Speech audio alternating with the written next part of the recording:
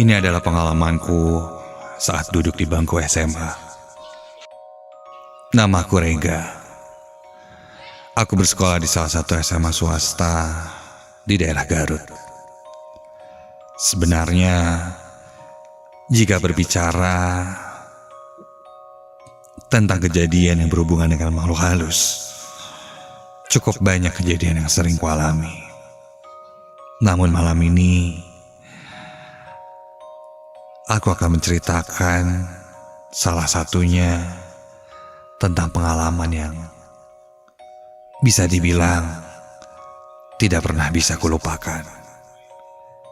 Bahkan membuatku trauma sampai sekarang.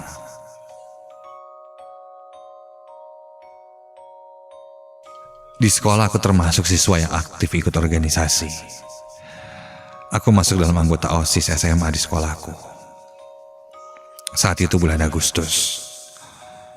Hal yang sudah jadi kebiasaan di sekolah kami adalah memperingati hari kemerdekaan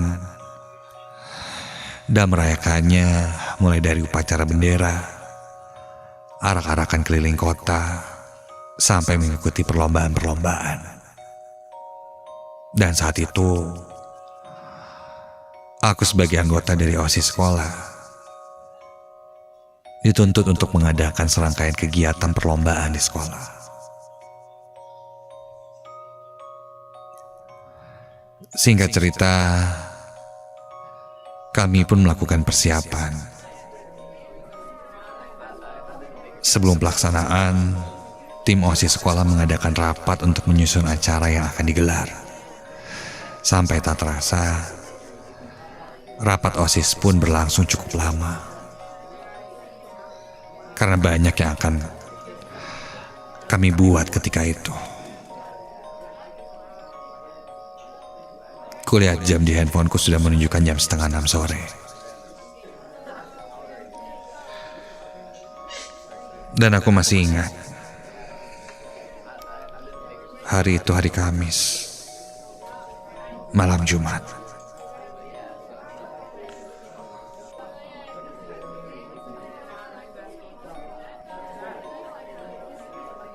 Namun ketika itu, rapat belum selesai.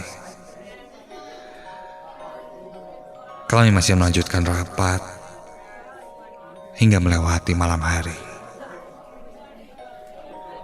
Di tengah rapat,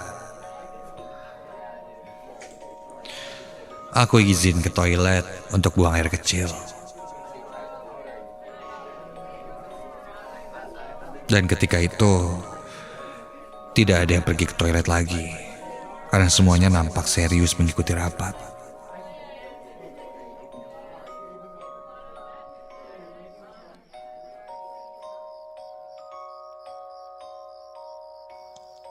Toilet di sekolahku ini terletak di ujung sekolah, lumayan jauh dari ruang rapat yang kita pakai.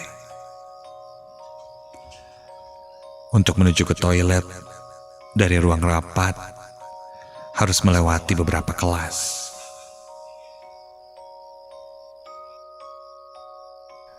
Suasana sekolah saat itu sangat sepi.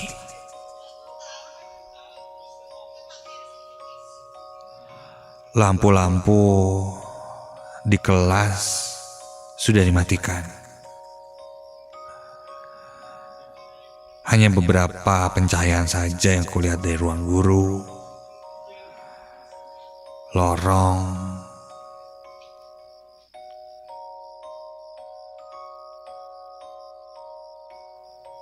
yang bisa dibilang tidak terlalu membantu penerangan. Apalagi di jalanku menuju ke toilet itu.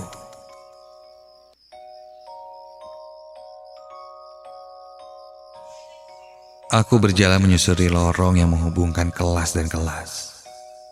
Selain gelap, tentu saja sepi. Tidak ada siapa-siapa lagi. Tidak ada satu orang pun di sana. Di sekolahku itu, toilet laki-laki dan perempuan dibedakan.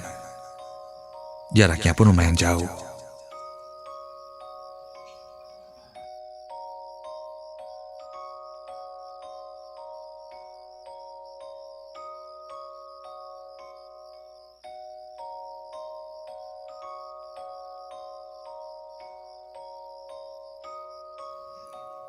Ketika itu, aku sangat ingin buang air kecil.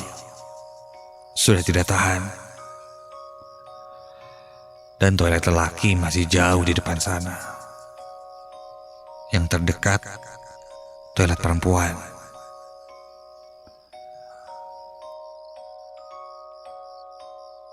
Karena lebih dekat, dan ku yakin juga tidak ada siapa-siapa lagi, aku pun berniat untuk buang air kecil di toilet perempuan. Karena ya, sedang kosong. Begitu pikirku. Sampai depan toilet, aku segera masuk. Dan itu pertama kalinya aku masuk ke toilet perempuan. Jauh berbeda dengan toilet laki. Lebih bersih, terawat. Posisi toilet ini berjajar lurus ke belakang. Di dekat pintu masuk ada wastafel dan cermin yang lumayan besar. Aku masuk ke dalam bilik toilet yang paling depan.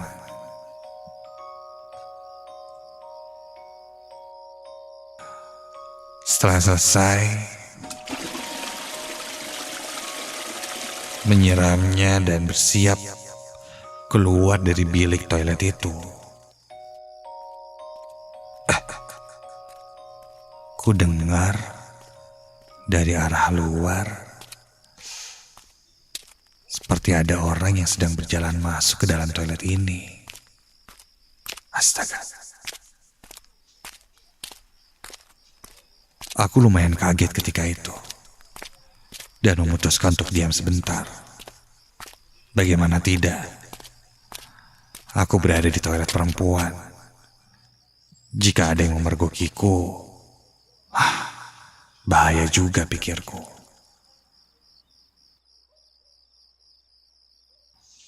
Aku memutuskan untuk diam sejenak. Menunggu orang yang masuk ke toilet itu pergi. Karena aku dengar orang itu mulai masuk ke salah satu bilik toilet yang tepat berada di sebelahku.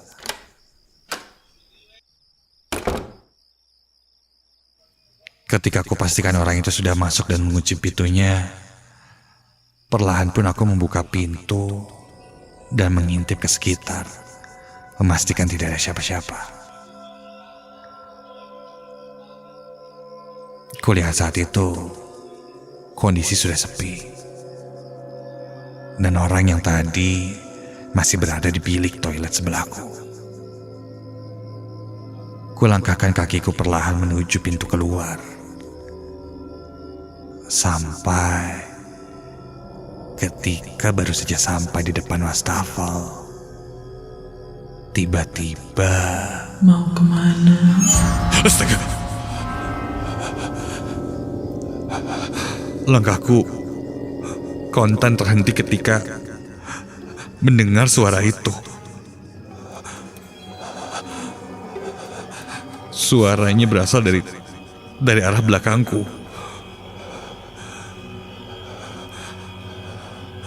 Dan sepertinya dari balik bilik toilet yang ada di sebelahku tadi. Ku coba untuk tidak bersuara sedikit pun dan tidak membalas pertanyaannya. Aku coba lanjutkan langkahku kembali dan...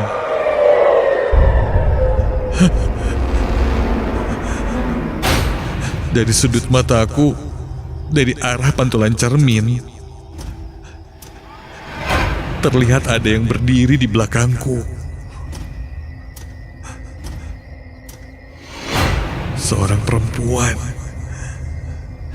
Namun karena cukup gelap ketika itu, aku tidak terlalu jelas melihatnya.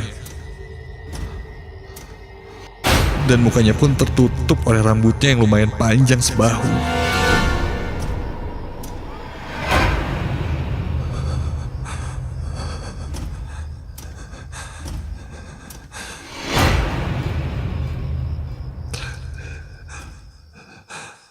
Aku masih terdiam dan tiba-tiba, astaga, kini jelas terlihat ketika perempuan itu mengangkat wajahnya. Terlihat dari pantulan cermin, wajah perempuan itu hancur, mukanya berdarah, dan perlahan dia mulai maju ke arah aku sambil tersenyum menyeringai.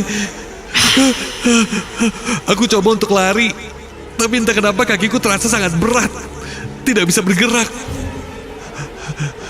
Sampai tiba-tiba saja ada yang menarik bajuku hingga aku terjatuh. Terjelembab ke belakang, dan otomatis aku melihat ke arah atas. Dan ketika aku lihat ke arah atasku, ya Tuhan, sekarang tepat di atasku, perempuan itu menunduk dan mendekatkan wajahnya ke arahku. Tercium bau yang sangat busuk ketika itu, seperti bau bangkai yang sangat menyengat. Wajahnya hancur, hampir tidak berbentuk, namun matanya terlihat membelalak seperti mau keluar. Dia mulai mengarahkan tangannya ke arahku, seperti ingin menyentuh wajahku.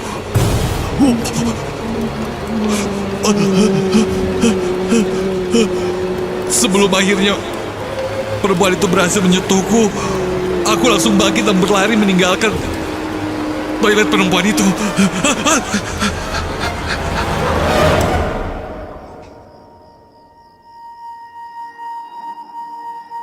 Aku kembali ke ruang rapat.